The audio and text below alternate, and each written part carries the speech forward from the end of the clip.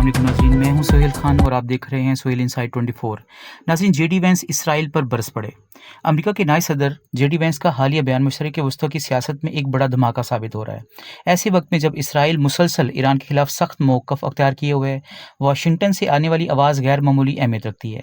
J D Venice نے واضح الفاظ میں کہا ہے کہ اسرائیل کو یہ نہیں بھولنا چاہیے کہ اس کا سب سے مضبوط اور با اثر احتیاطی امریکہ ہے۔ انہوں نے اشارہ دیا کہ اسرائیل بعض اوقات ایسے فیصلے کرتا ہے جن کے نتائج کا بوجھ آخرکار امریکہ کو اٹھانا پڑتا ہے۔ وینس کا کہنا تھا کہ کوئی بھی ملک صرف جنگوں، بمباری اور فوجی طاقت کے ذریعے اپنی سلامتی کو ہمیشہ کے لیے یقینی نہیں بنا سکتا۔ یہ بیان دراصل اسرائیل کی اس پالیسی پر تنقید سمجھا جا رہا ہے جس میں ہر مسئلے کا جواب فوجی کارروائی کو سمجھا جاتا ہے۔ ناظرین، اگر اس بیان کو غور سے دیکھا جائے تو یہ صرف ایک سیاسی بیان نہیں بلکہ ایک پیغام ہے، ایک ایسا پیغام جو بتاتا ہے کہ امریکہ اب مشرق وسطیٰ میں ہر تنازع کا حصہ بننے کے لیے پہلے جیسے تیار نظر نہیں آتا۔ واشنگٹن اس وقت چین، روس اور اپنی داخلی معیشت سمیت کئی بڑے چیلنجز کا سامنا کر رہا ہے، اور شاید اسی وجہ سے وہ ایک نئی حکمت عملی اختیار کرنا چاہتا ہے۔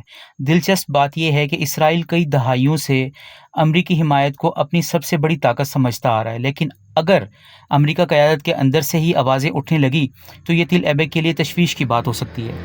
میرا خیال ہے کہ جے ڈی وینس کا اصل پیغام یہ تھا کہ اسرائیل کو یہ سمجھنا ہوگا کہ امریکہ اس کا اتحادی ضرور ہے، لیکن ہر معاملے میں آنکھیں بند کر کے اس کی حمایت نہیں کرے گا۔ اگر اسرائیل ایسی پالیسیاں اپناتا ہے جن سے پورا خطہ جنگ کی طرف جائے گا تو واشنگٹن کے لیے اس کی غیر مشروط حمایت کرنا مشکل ہو سکتا ہے۔ سوال یہ ہے کہ کیا امریکہ کی پالیسی اب بڑی تبدیلی کا آغاز ہے؟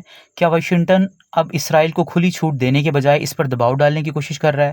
اور سب سے اہم بات، اگر امریکہ اور اسرائیل کے درمیان فاصلے بڑھتے ہیں تو اس کا فائدہ ایران اور خطے کے دوسرے ممالک کو ہوگا؟ آپ کی رائے اس بارے میں کیا ہے؟ کمنٹس میں ضرور بتائیے گا۔ اللہ حافظ۔